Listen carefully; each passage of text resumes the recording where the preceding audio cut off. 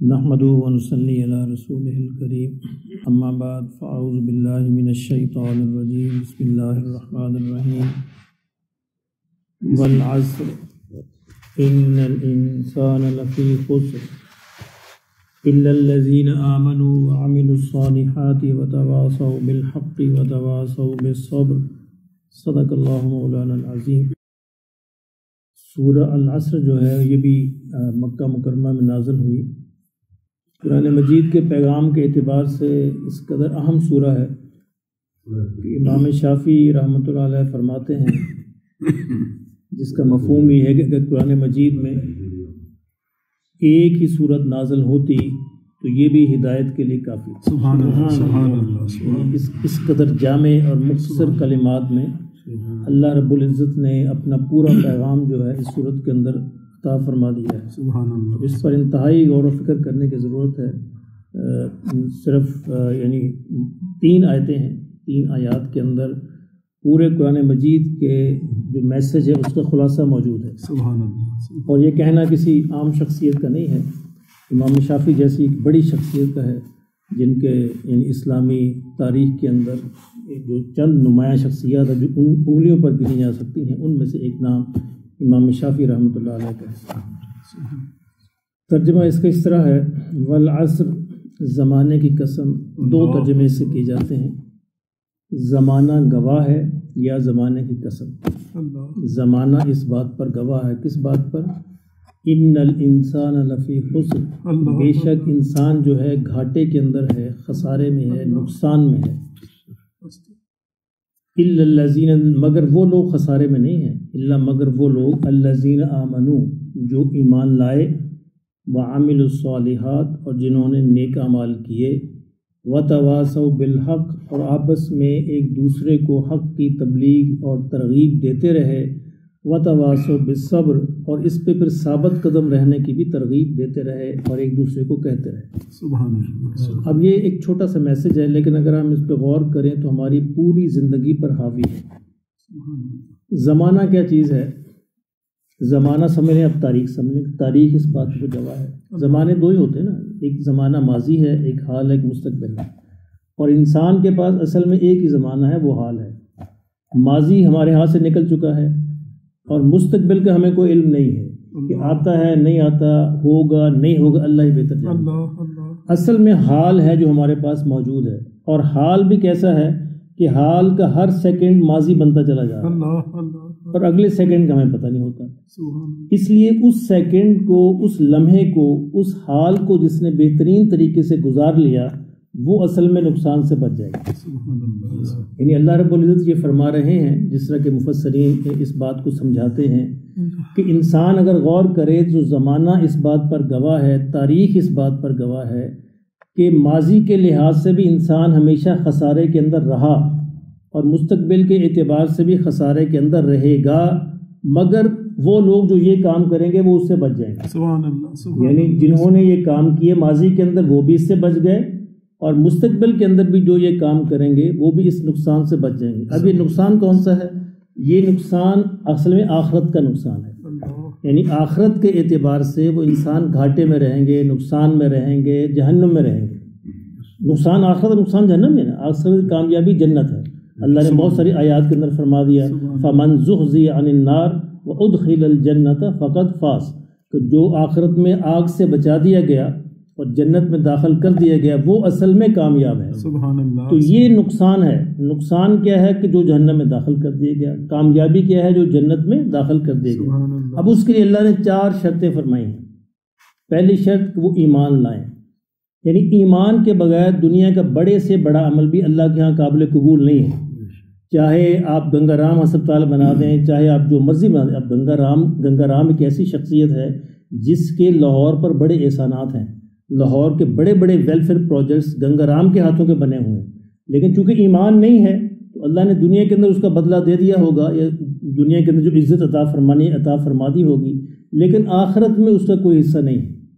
تو آخرت میں حصہ لینے کے لیے ایمان کا ہونا ضروری ہے کہ اللہ رب العزت پر ایمان، اور اللہ نے جس طرح بتایا ہے اپنے انبیاء پر اور باقی ساری چیزوں پر ایمان۔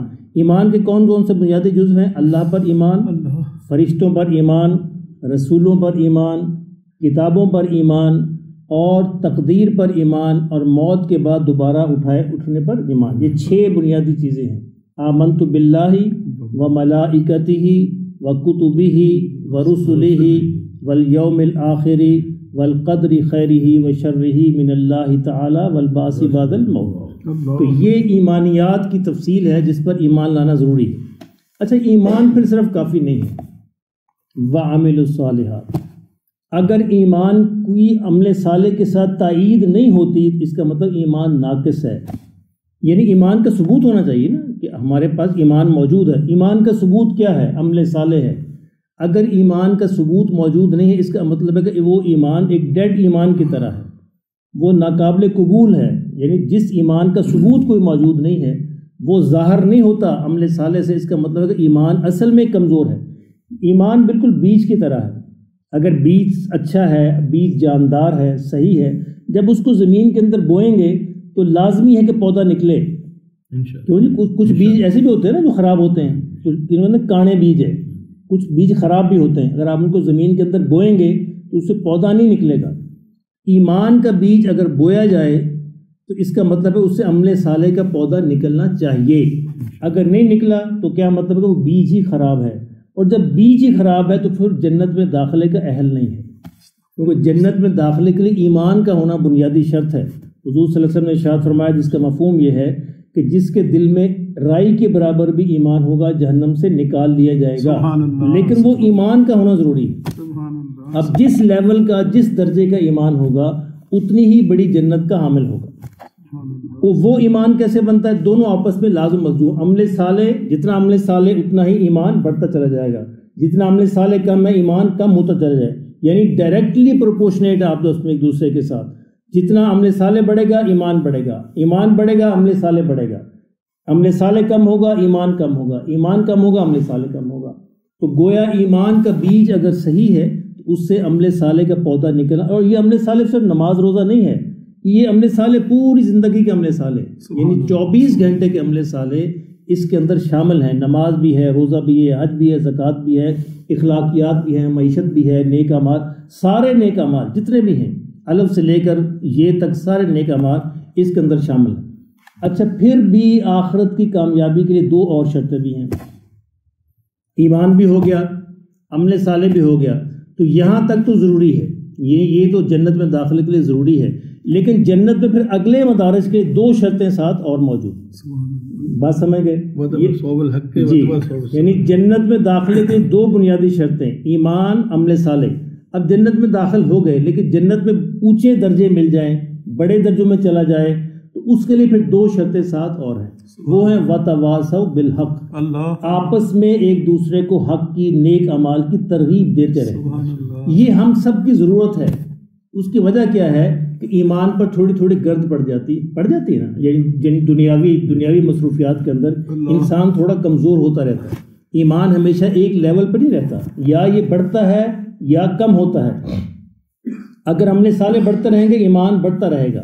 لیکن اگر آپ سمجھیں کہ میرا اپنے ایمان کا ایک ریکوائرڈ لیول میں نے اچیو کر لیا ہے، اب ایمان یہاں پر قائم نہیں رہے گا، وہ پیچھے آئے گا. اگر آپ نے پیچھے سے فورس لگانی بند کر دی تو وہ ایمان پیچھے آئے گا. اس کی بالکل مثال پہاڑ پہ چڑھنا ہے. ایک گاڑی جب پہاڑ پہ چڑھ رہی ہے اس کو چڑھائی کے لازمی کی فورس لگتی رہے. ٹھیک ہے، کبھی آپ نے دیکھا وہ بڑے بڑے ٹرک بھی جب یہ ٹرک روکتے ہیں نا چڑھائی پہ تو پیچھے بڑے بڑے پتھر لگاتے ہیں وہاں پہ، کس بات تک ٹرک جو ہے پیچھے نہ آئے. تو یہ بڑے بڑے پتھر عمل صالح کے پتھر ہیں. اگر آپ چاہتے ہیں کہ ہمارے ایمان کا ٹرک پیچھے نہ آئے اس کو مسلسل عمل صالح کے پتھر لگنے چاہیے اور اس کو پھر رفتار بڑھنی چاہیے. یعنی اگر اس کا گیئر آگے نہیں جائے گا، رفتار نہیں بڑھے گی تو وہ چڑھائی نہیں چڑھے گا. تو یہ ایمان کی مثال ایسے ہے کہ ایمان اگر رک جائے، آپ سمجھے کہ ایمان رک گیا تو وہ رکتا نہیں ہوتا، اصل میں وہ پیچھے آ رہا ہوتا ہے. اس کو ہم محسوس نہیں کر رہے ہوتے. ایمان یا تو بڑھے گا یا پیچھے آئے گا. اسٹیٹک چیز نہیں ہے ایمان، از ناٹ اسٹیٹک. ایک جگہ پہ منجمد نہیں ہو جائے گا. اس سے یا آگے جانا ہے یا اس نے پیچھے آنا ہے. تو اس کے لیے ضروری ہے کہ ہم آگے جانے کی محنت کرتے رہیں تاکہ ہم درجہ بدرجہ ترقی کرتے رہیں. ورنہ اگر مسلمان یہ سمجھے ایک بندہ کہ میرا ایمان ایک لیول پہ نہیں لیول پہ رکے گا نہیں، وہ پھر پیچھے آنا شروع ہو جائے گا.